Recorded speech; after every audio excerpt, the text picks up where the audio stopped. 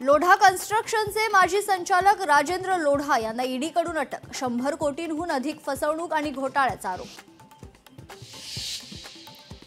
शिवसेना पक्ष आणि चिन्हाबाबत सुप्रीम कोर्टात थोड्याच वेळात सुरू होणार सुनावणी। आज तारीख की न्याय याकडे लक्ष।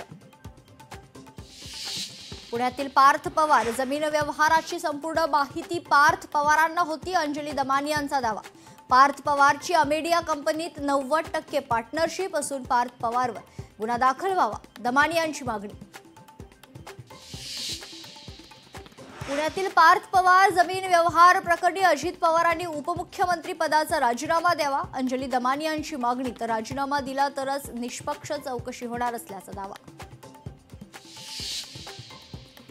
दिशा सालियन मृत्यू प्रकरणात सतीश सालियन यांची सुप्रीम कोर्टात धाव। उच्च न्यायालयाच्या न्यायाधीशांविरुद्ध मोदींकडे तक्रार, सतीश सालियन यांच्याकडून पंतप्रधानांकडे तक्रार।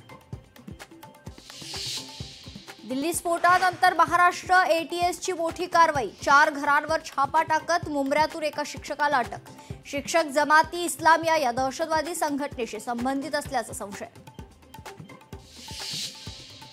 दिल्ली स्फोटाची पाकिस्तानने घेतली धास्ती, सैन्याला सतर्क राहण्याचे आदेश। भारतात ऑपरेशन सिंदूर अद्यापही जारी। लोकशाहीकडून सफाई कर्मचाऱ्यांच्या प्रश्नावर सातत्याने मुद्दा उपस्थित, सुरू असलेल्या कव्हरेजबद्दल कामगार नेते बाबा कदम यांच्यासह कचरा वेचक कर्मचारी यांनी लोकशाही मराठीचे मानले आभार।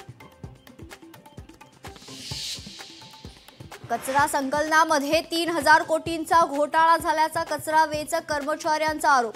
वारंवार एकाच कंपनीला कंत्राट देण्यामागे राजकीय मंडळींचा वरद हस्त, कामगार नेते बाबा कदम यांचा आरोप।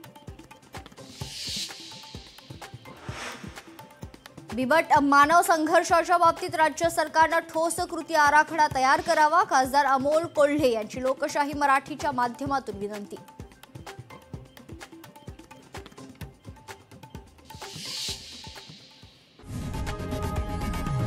लोकशाही मराठी ऐका, पहा, जागरूक रहा।